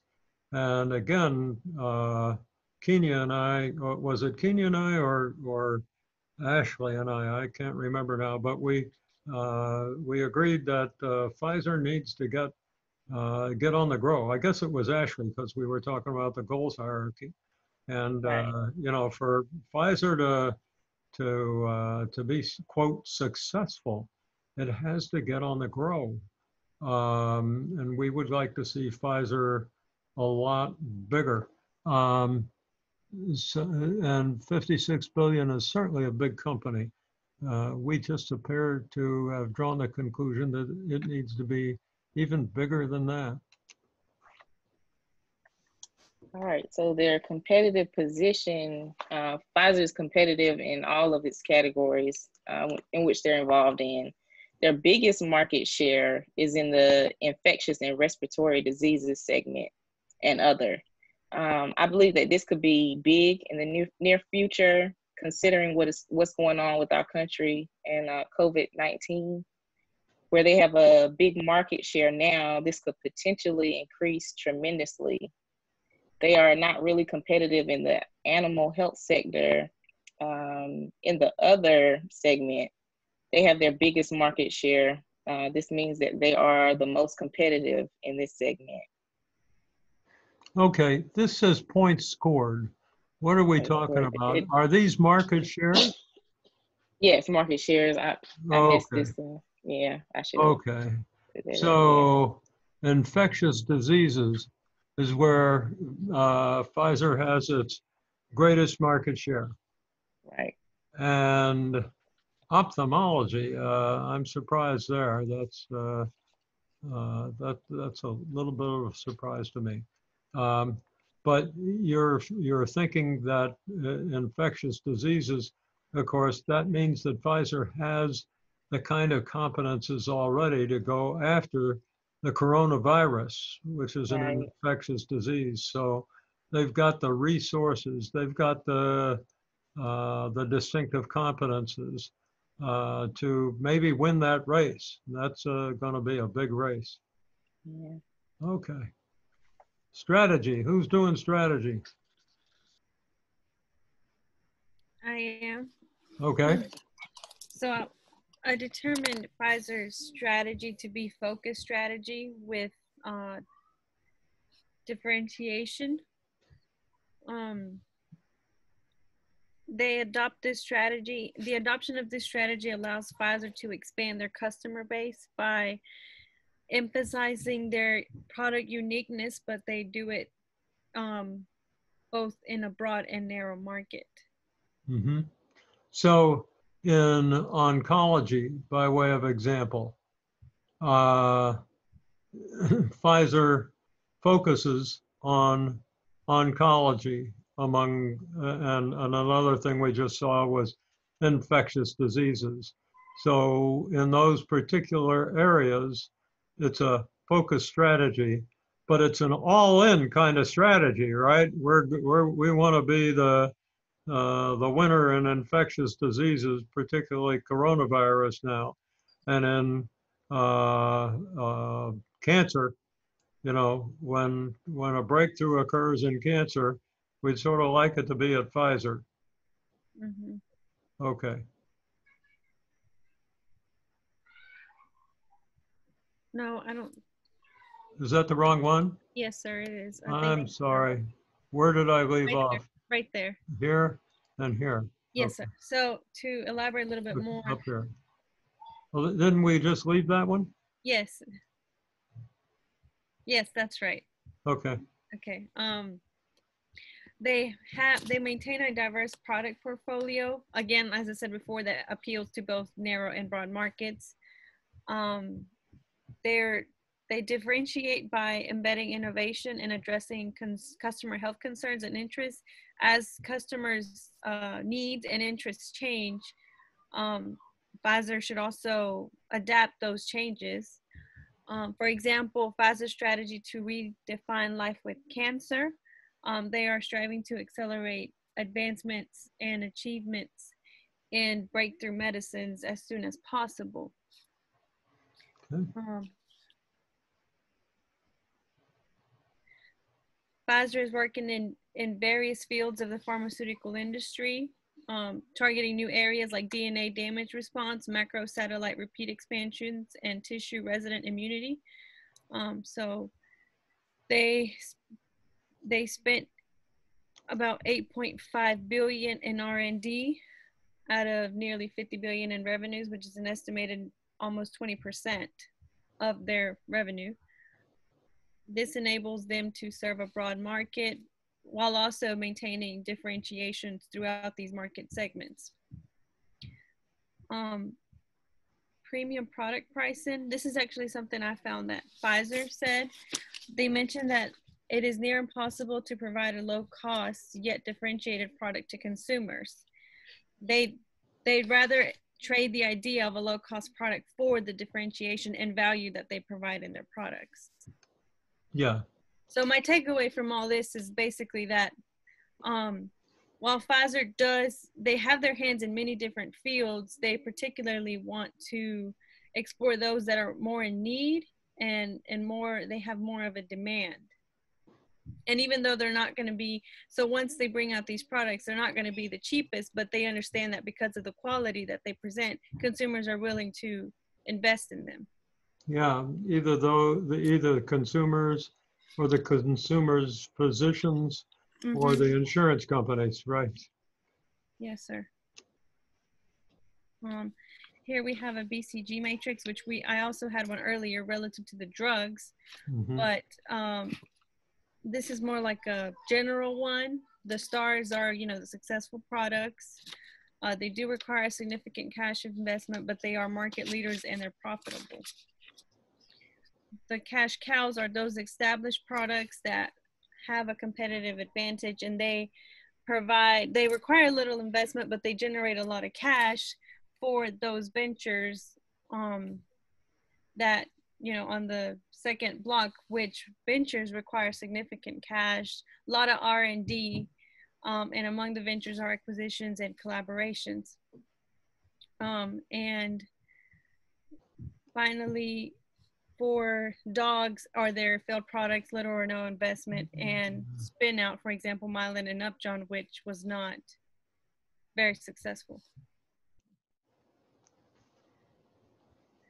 And here I have ANSOP's matrix. For market penetration, they penetrate existing markets through marketing, distribution network improvement, generic drugs and over-the-counter, and provide to lower income individuals. Yeah, it's really important for Pfizer and all of its rivals to do a good job of marketing. They can develop a good product, but making it available to the hospitals to get it started by the physicians, eventually getting it out into the physicians' hands, to do the kind of advertising that make you and me be aware of it and no longer afraid of it or even asking for it. But the distribution channel is a great big one in this industry. And so we don't hear as much about it, but the marketing operations in these companies are really something very large. Okay, so below that is market development. When they try to put their existing products into new markets, they can do it by segments, like age group for current markets, and some of the new markets that they can do existing products in are India, Brazil, and China, and Germany, which is markets that they're already, implementing their existing products in. Product development it's a risk to Pfizer, but they can develop new services and invest in innovation, i.e. like oncology and cancer or the COVID-19 vaccine, and they can also implement joint ventures. And diversification, enhance research, and new formulas according to local global needs. Yeah. Or new markets and new products. New products for new markets. The takeaway here, I hope you all have one takeaway. Can Pfizer not adopt any one of these strategies? No. these are the four basic approaches to growth. Mm-hmm. Okay, so if we're describing a company's growth in the past, we can use this matrix to describe what the company's done previously to grow. Mm-hmm. Did you see that, Carla? Somebody just looked in your door to see what Yeah. you're doing. Mom, are you done yet? Yeah. Anyway, I think we are getting to the point of being done. So we can use this model to explain how a company has grown in the past. And we can use it to explain how a company intends to grow in the future. And yes, indeed, this one will be on the test.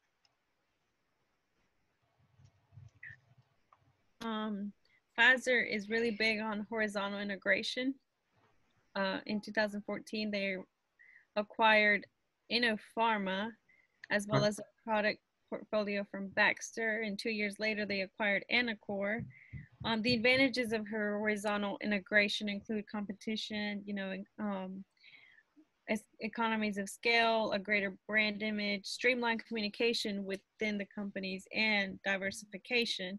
And on the right here, we have this little figure, which just basically demonstrates some of the many horizontal integrations that Pfizer has initiated or participated in. Okay. We have, But there certainly have been a lot. yes. When we looked on this list, it's really a lot of transactions. And then strategic opportunities. One that I should have here is COVID-19, but really the opportunities lie in the many new illnesses that I guess could surface as time goes on.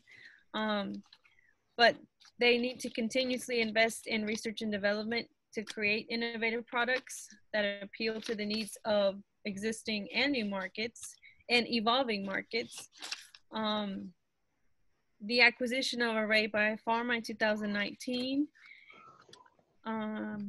and patented biopharma drugs and vaccines to overcome the new round of patent expirations. So basically they need to stay on top of the patents in order to be able to maintain market exclusivity for the drugs. But the opportunities really lie in the illnesses that evolve over time, or even then like the elderly. I suppose the population, as it grows and more people get sick or more people's health decline, that's where their strategic opportunity lies. I also believe that it lies in the advancement of technology. As technology, advances, they'll be able to discover other synthetic ways or organic ways to make different drugs. Right. So the strategic opportunity traditionally refers to an unmet need, which the coronavirus represents. Mm-hmm. Or it could be the availability of a resource or a market that hasn't existed in the past. I think Africa and the African markets and undeveloped nations generally have large healthcare requirements, which represent large marketing opportunities for Pfizer and its rivals. Let's see, I was just thinking of another one that now it's escaped my mind. But in any event, these are the situations where Pfizer or somebody like Pfizer could develop a whole new market segment.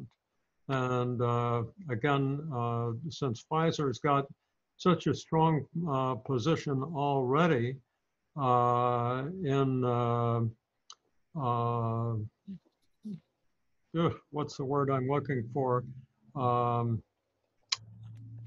Immunology, that for sure it should be all over the coronavirus situation, and I'm sure it is.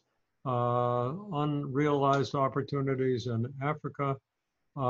Certainly there are new opportunities in drugs for cancer and the like, but it's these opportunities where things haven't occurred yet, but could occur, that we're most interested in this part of the analysis.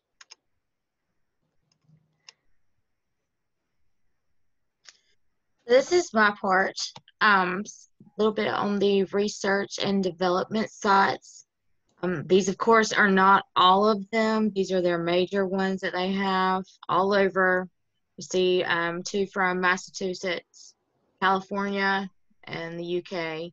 The Pearl River Research and Development Site in New York is where they're leading the COVID-19 research. Okay. So as we stated earlier, Pfizer did join BioNTech to develop or help develop a vaccine for COVID. And on the next slide, I believe, talks about how many, yes. So there's the financial portion of how much this is costing Pfizer. They are paying, no, I'm sorry, wrong slide, sorry. So they'll have, they plan on having millions of vaccines available by the end of 2020. That actually came from an article that I found by Kyle Blankenship, where the lead scientists from Pfizer were talking about how they're going to be testing. Human testing began this month. Of course, the testing and the research is subject to technical success. They have to get approved, and hopefully by 2021 they'll have millions of doses of the COVID vaccine, which excludes China. If I'm not mistaken, that's because they got someone else. They have their own effort. Yeah.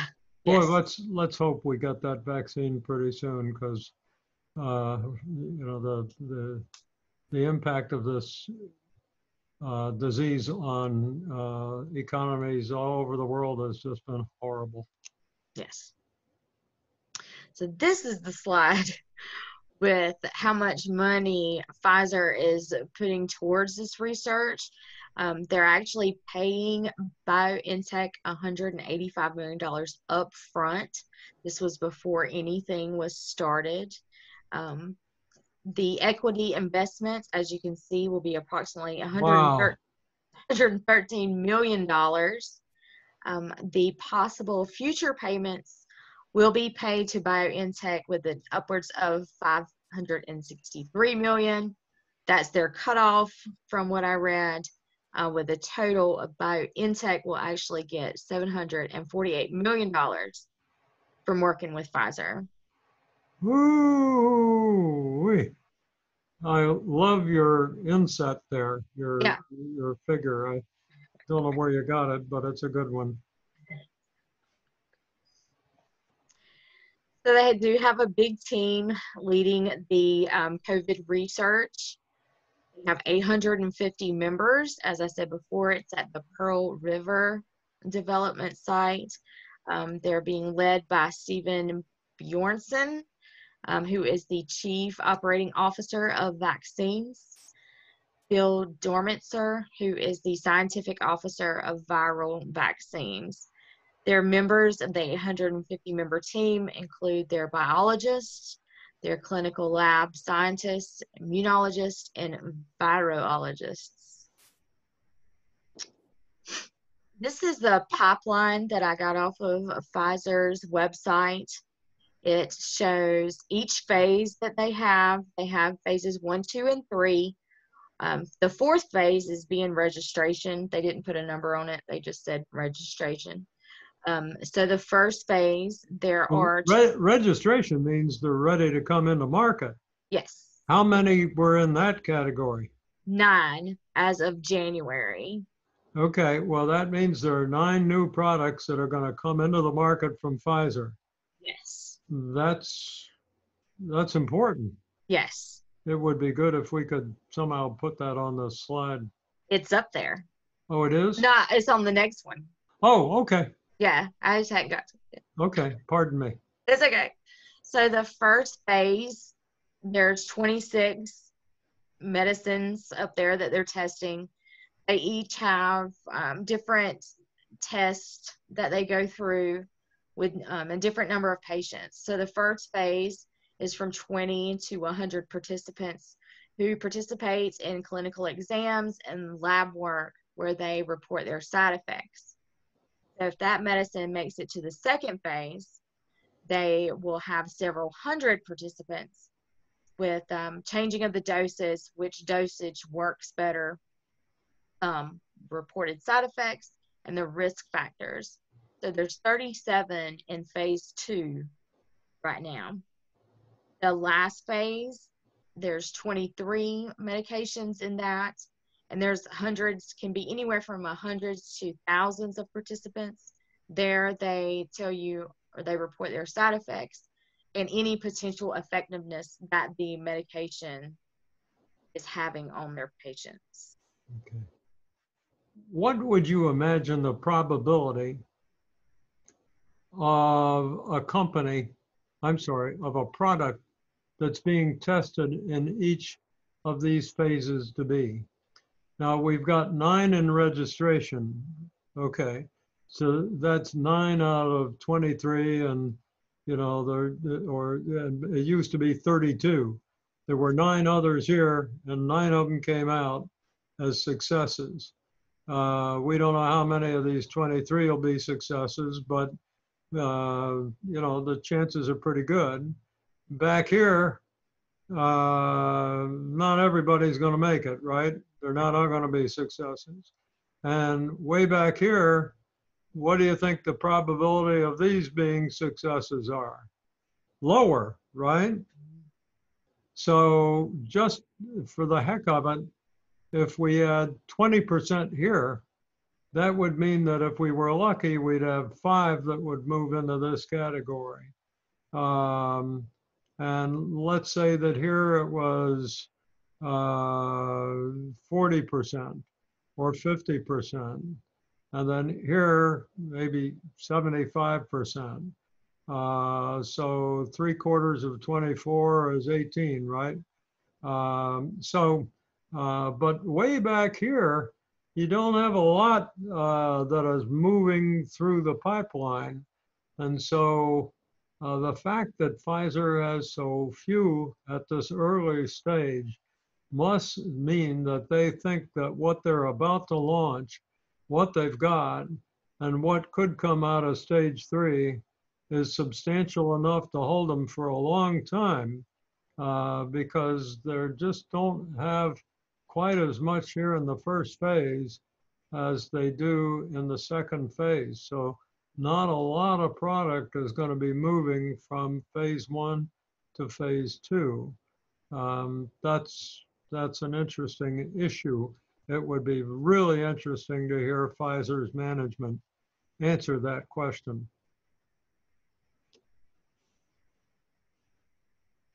So this just lists, obviously it doesn't break it down because it's a lot, but the pipeline includes medications for oncology, inflammation and immunology, vaccines, internal medicine, rare diseases. And as I mentioned, there is 9 medicines in the registration process as of January 28, 2020.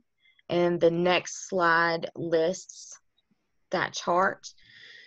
So obviously I cannot pronounce all of these medications. The 3 with PFs, they have not been named yet. But they all are listed by division.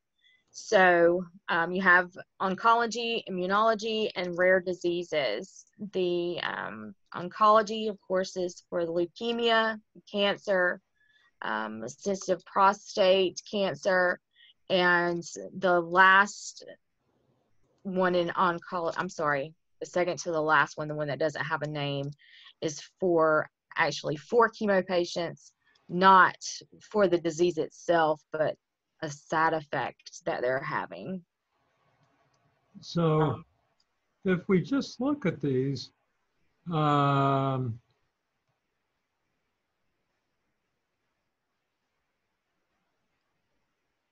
we've got 4 and possibly 5 that are related to cancer, right?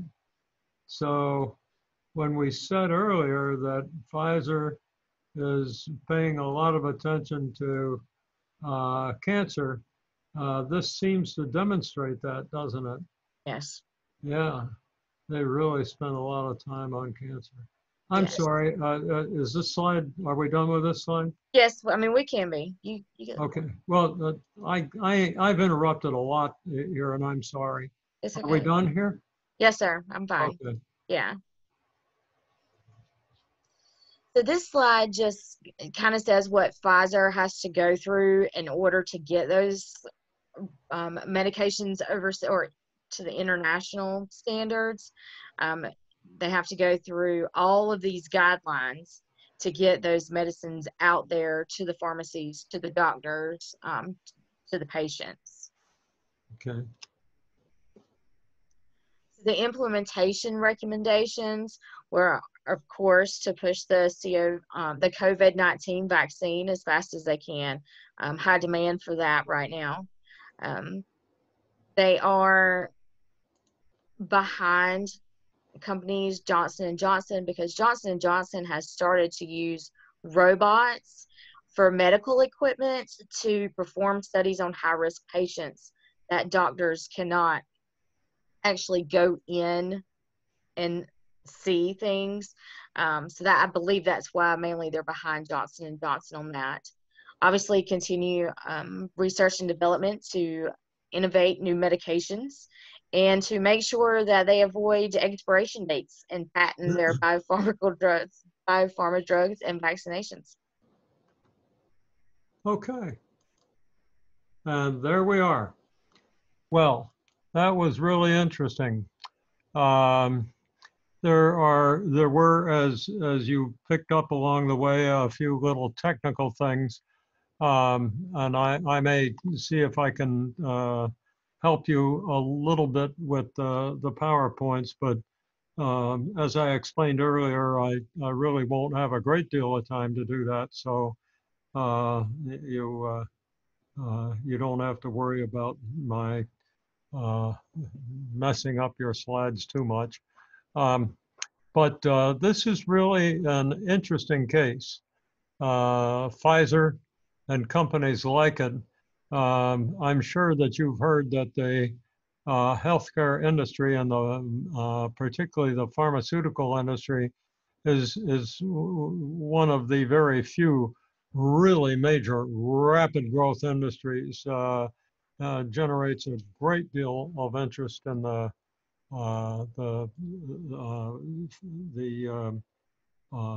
investment community.